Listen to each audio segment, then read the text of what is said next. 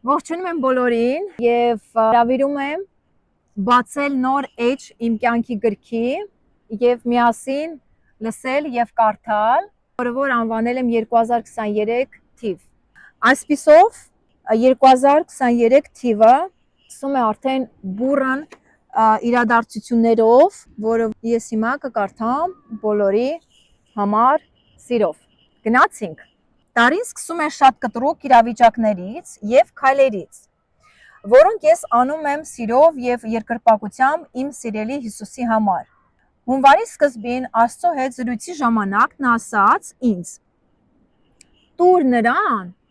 ով քո սրտում է»։ Իմ համար անհասկանալի էր, թե ինչու է այդ ամենը խնդրում ինձանից Աստված։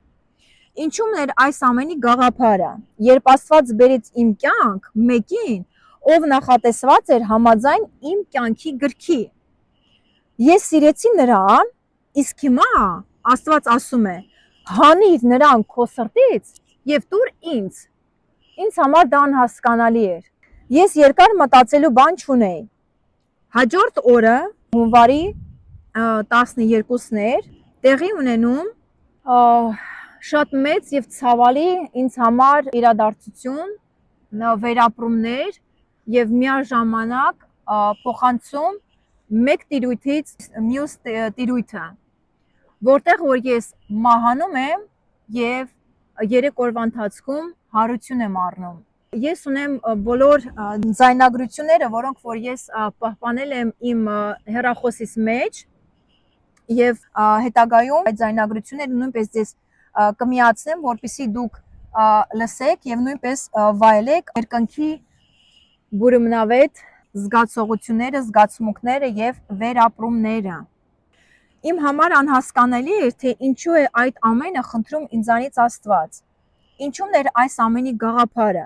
երբ Աստված բերեց իմ կյանք մեկին, ով նախատեսված էր համաձայն իմ կյանքի գրքի։ Ես սիրեցի նրան, իսկ հիմա ասում է. հանիր նրան քո սրտից եւ տուր ինձ։ Ես երկար մտածելու բան չունեի։ Հաջորդ օրը հայտնեցի իմ որոշման մասին Աստծուն եւ տեղափոխվեցի մահվան տիրույթ, այսինքն մահացա։ Մոտ 3 օր թվում էր ապրում էի, գոյություն ունեի, բայց ես մահացել էի ու աննկարագրելի ցավի մեջ էի։ Միայն կարողանում էի կանչել Հիսուսի անունը։ Երբ կանչում էի այդ ժամանակ, ցավը թվում էր, թե թեթևանում էր։ Մինչ այս օրը շատ լավ հիշում եմ, որ Հիսուսը ինձ ասաց.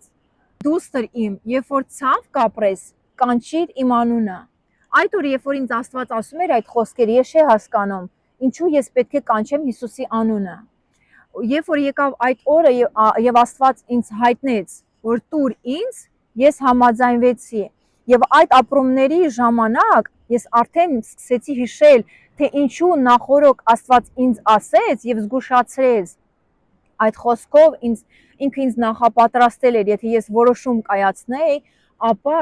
ես կանչեի իր անունը, որպեսզի այդ ցավից, տառապանքից ես այդ ճանապարհը, այդ փուլը թեթև անցնեի ինձ համար։ Արդեն այդ դաժան ապրումների մեջ ես հիշեցի այդ գեղեցիկ խոսքերը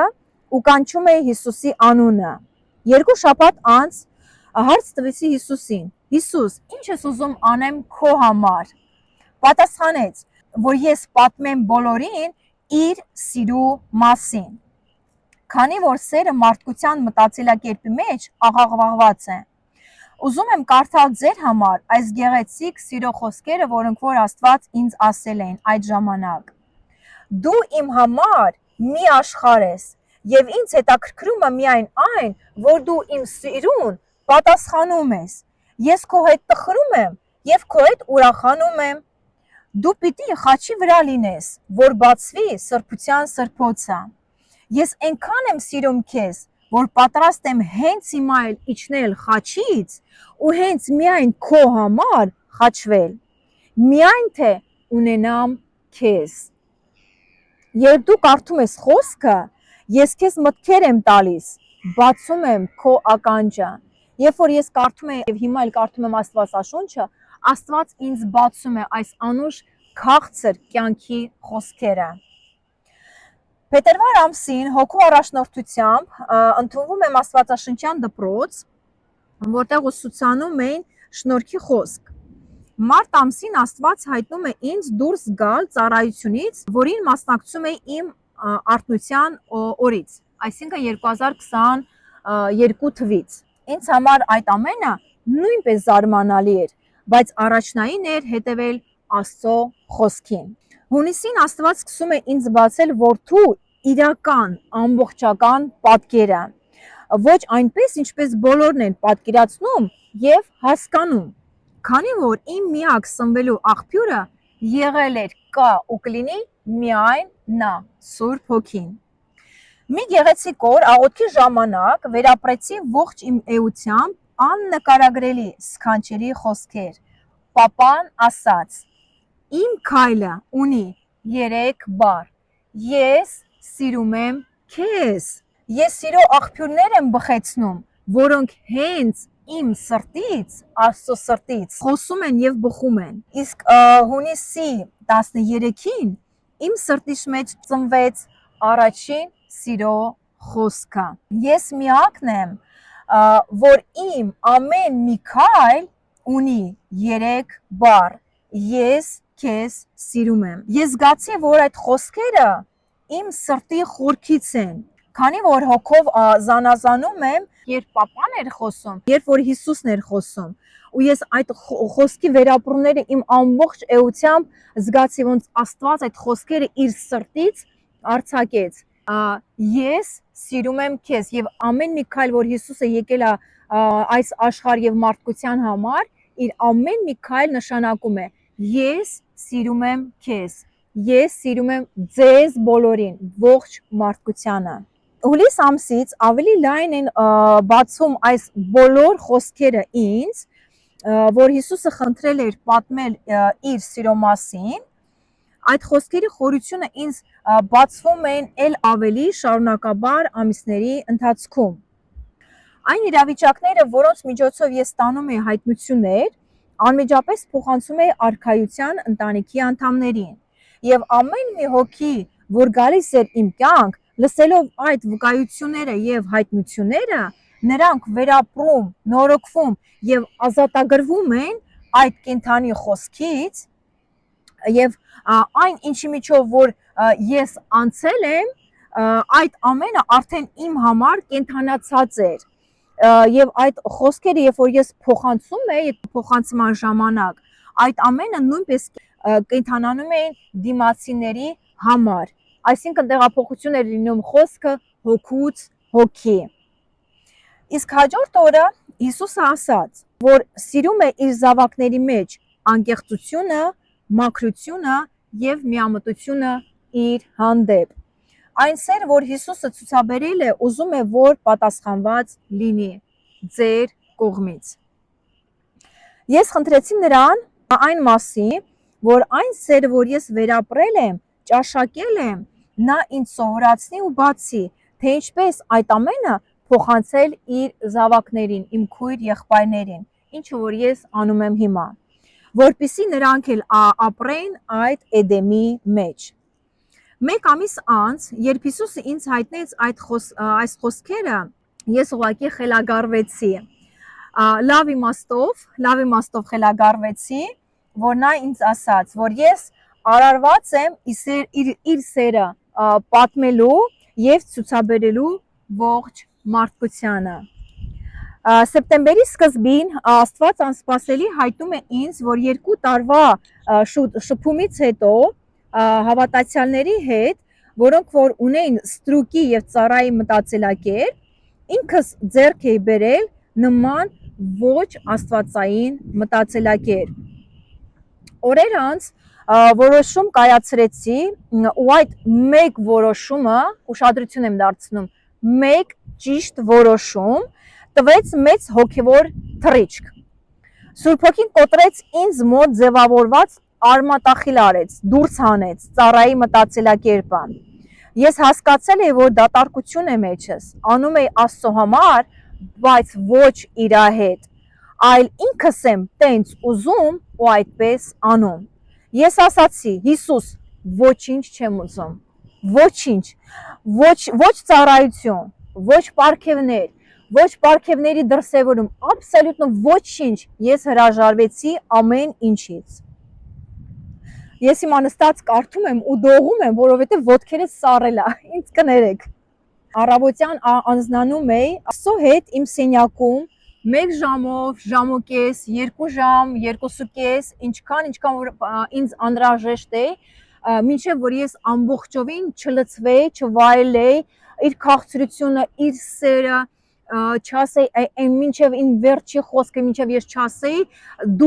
սրտիցս դուրս չանեի, չասեի իմ Հիսուսին, թե ես ինչքան եմ իրան սիրում, ինչքանով եմ ես իրանով ապրում, խենթանում, շնչում, ուտում, գոյություն ունենում, մինչև ամբողջովին իմ սերը ես չէի հանում իմ սրտից, ես իմ սենյակից ամեն առավոտ դուրս չէի գալիս, աղոթքով եւ փառաբանությունով, վայելում է իմ կենարար հոգուն եւ խոսք է կարդում օրվա մեջ, պլյուս ամեն օր երեկո խմբում աղոթք ու էլի խոսքով միաբանված։ Ընդամենը ամսվա վերջ Աստված ինձ հայտնում է, որ ես մտել եմ մտքի նորոգության շնորհիվ ներկայության մեջ։ Եվ ինչ է ներկայությունը, ուշադրություն։ Ներկայությունը նա է, երբ դու հայտնվում ես միտեղ, ապա այստեղ սկսում է հոգու շարժը եւ սիրո արտացոլումը։ Բավական է մեկ սիրտ, որ գա հայտնվի միտեղ, երկրակնդի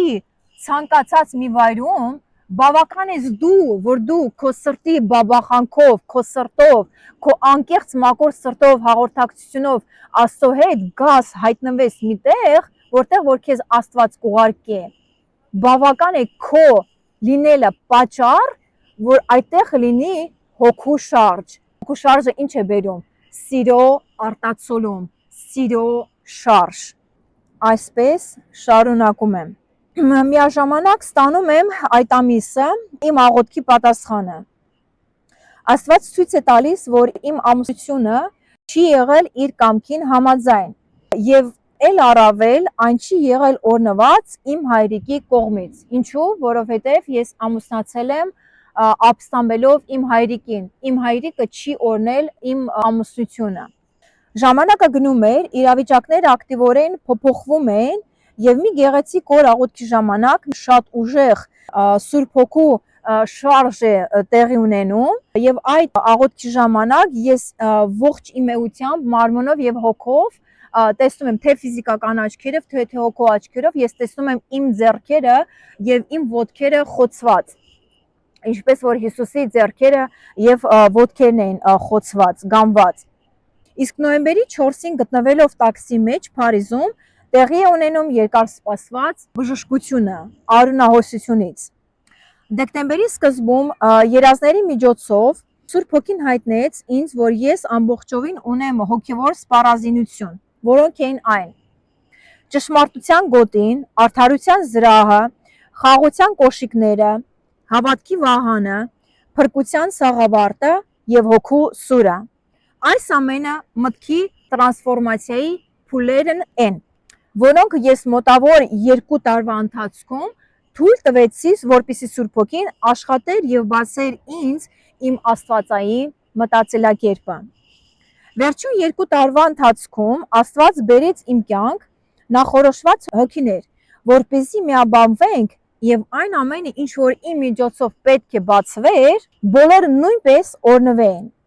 Այսպիսով ձևավորվեց խումբ, որտեղ մենք միաբանվել ենք հոգու եւ խոսքի շուրջ։ 1 տարի անց Աստված մարգարեի շուրթերով զգուշացրել էր Եսավին 3 կարևորագույն խոսքերի կետերի մասին, որոնց շուրջ պետք է աշխատանք տարվեր։ Ժամանակը ապացուցեց, որ Աստծո խոսքը ցավոք մերժվել էր, քանի որ տեղի ունեցան իրավիճակներ, որոնք բացահայտեցին այդ ամենը թե անհատական շփման մեջ, այսինքն ինձ հետ, թե խմբային, այսինքն պուբլիկ։ Այդ իսկ պատճառով դեկտեմբերի կեսին ես ստիպված եմ լինում թողնել խումբը, որտեղ իմ հարազատներն էին։ Այսինքն ես թողեցի միաբանությունը ստիպված։ Փոխանակ արժևորվել բարձրանար Աստծո խոսքը, արժևորվեց սուտ մարգարեական խոսքը, որտեղ կային ուշադրություն պայմաններ։ Դու կստանաս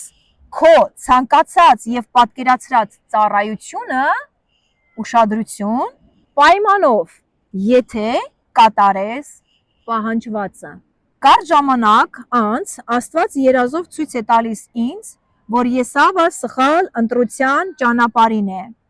Ինչի մասին ձեզ կպատմեմ հաջորդ վիդեոյում։ Հաջորդ էջը բացվում է, տեղափոխվում ենք հաջորդ տարի, որոնք որ բուրըն են, որոնք որ լցված են շատ, ուրեմն տուրբուլենտ, երբ որ տուրբուլենտ իրավիճակներ են լինում սամալյոտի մեջ իրավիճակներով, հաջորդ վիդեոյում այդ մասին դուք տեղեկացված կլինեք, գնացինք հաջորդ էջը։